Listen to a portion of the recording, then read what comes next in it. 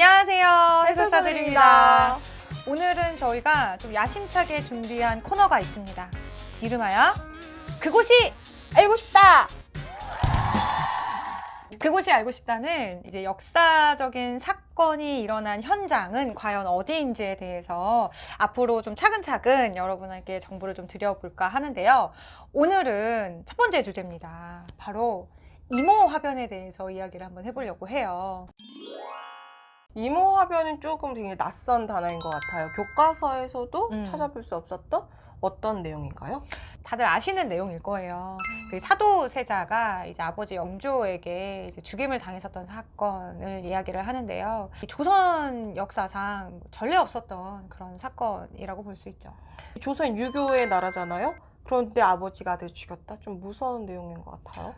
생각해보면 또 오죽했으면 그랬을까라는 생각이 좀 들어요. 사도세자가 이제 좀 많은 비행들을 저지르게 되면서 완벽주의자 성향이었었던 영조가 어떻게 두고 볼 수 있었을까라는 생각이 들기도 하고요. 결국 이제 아버지의 너무 큰 기대감에서 그 압박을 이겨내지 못했었던 사도세자의 모습을 또 잘 볼 수 있는 부분이기도 합니다.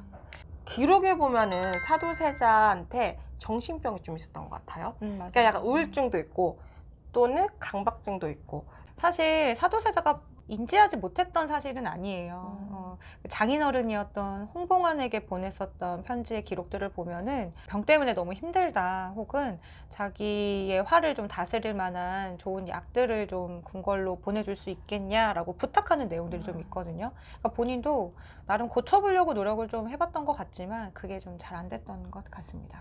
이모화변의 결정적인 계기가 바로 나경원의 고변이라고 들었어요. 나경원이라는 자가 직접 영조와 대면을 해서 그 사도세자의 악행에 대해서 이제 고변을 하는 사건이 일어나게 돼요. 나경원의 고변에 대한 기록은 정확하게 남아있진 않습니다. 그 당시에 그 고변서를 보고 영조가 그냥 불태워버리거든요.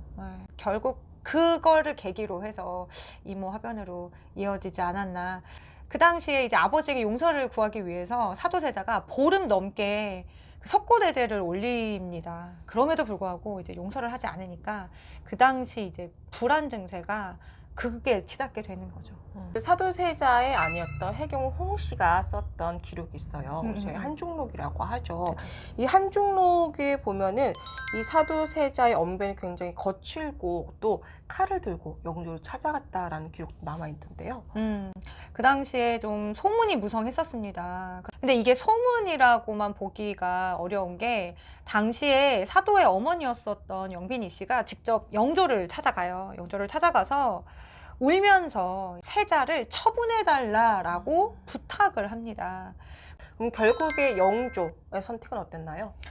결국 영조는 극단의 선택을 하죠. 네. 영조가 이제 사도세자를 불러요. 그리고 나서 이제 휘령전으로 데리고 옵니다. 이제 휘령전이 그 당시 그 영조의 부인이었던 정성왕후의 혼전으로 사용이 되었어요. 지금은 창경궁의 문정전이라는 곳인데요. 그곳에서 사도세자에게 자결을 처음에 명합니다. 죽으라고 해요. 결국에는 잘못했다고 이제 울면서 비는데 이제 영조의 결단이 사그러들 기미가 보이지 않자 결국 체념을 하고 진짜 죽으려고 합니다. 근데 신하들이 이제 아니되옵니다 이렇게 하면서 막아서게 되는 거죠. 영조가 이렇게 보면서 이제 이게 쉽게 끝나지 않을 것 같다라고 해서 뒤주를 가지고 와라 라고 이야기를 하죠. 먼저는 사도가 문정전에서 뒤주에 갇힌 다음에 그 뒤주가 나중에는 그 창경궁 선인문 쪽으로 옮겨지게 돼요. 그리고 나서는 8일 만에 꺼내봤더니 죽어있는 사체로 발견이 됐던 거죠. 그 영화에 보면은 영조가 직접 그 뒤주를 못질을 해요. 맞나요? 그 실록에는 뒤주라는 명칭도 나오지는 않아요. 사실 그냥 깊숙이 가두었다라는 문장이 있고요.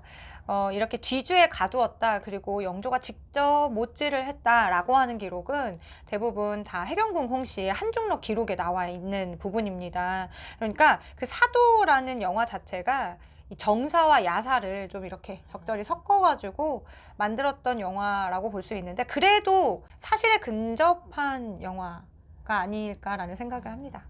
그 모습을 아들이 지켜봤다고 들었어요.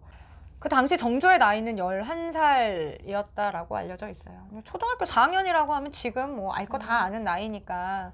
따지고 보면 사도세자가 죄인의 신분으로 죽었기 때문에 원칙상 정조가 이렇게 왕위에 오르는 건 어려웠었던 상황이었는데도 불구하고 이제 영조가 앞서 죽었었던 소장세자의 그 양아들로 입적을 시키면서 결국에는 왕위에 올리는데 성공을 시켜요. 그러면은 이것들을 조금 현장에서 생생하게 듣고 싶은데 그럴 만한 장소가 있을까요? 아무래도 창경궁이 사도세자하고 굉장히 좀 밀접한 관련이 있어요. 그 창경궁 집복헌이라는 곳에서 사도가 태어났습니다. 그리고 또 문정전에서 또 죽었으니 사도세자와 창경궁은 좀 뗄래야 뗄 수 없는 공간이기도 한데요. 그 외에는 이제 정조와 관련되어져 있는 장소가 좀 창덕궁이나 아니면 수원화성. 정조라는 인물이 수원화성을 만들려고 했었을 때 그 발단이 되었었던 게 사도세자의 무덤을 옮기는 일이었잖아요. 그러면서 이런 화성의 공사가 본격적으로 시작이 되었었기 때문에 수원화성 가시는 것도 추천을 오늘 우리 그곳이 알고 싶다 첫 번째 편이었는데요. 이모화변이라고 하는 굉장히 재미있는 주제로 저희 오늘 시간을 나눠본 것 같아요. 저희는 다음번에 또 재미있는 주제로 또 오겠습니다. 다음번에 해설 들으러 오세요.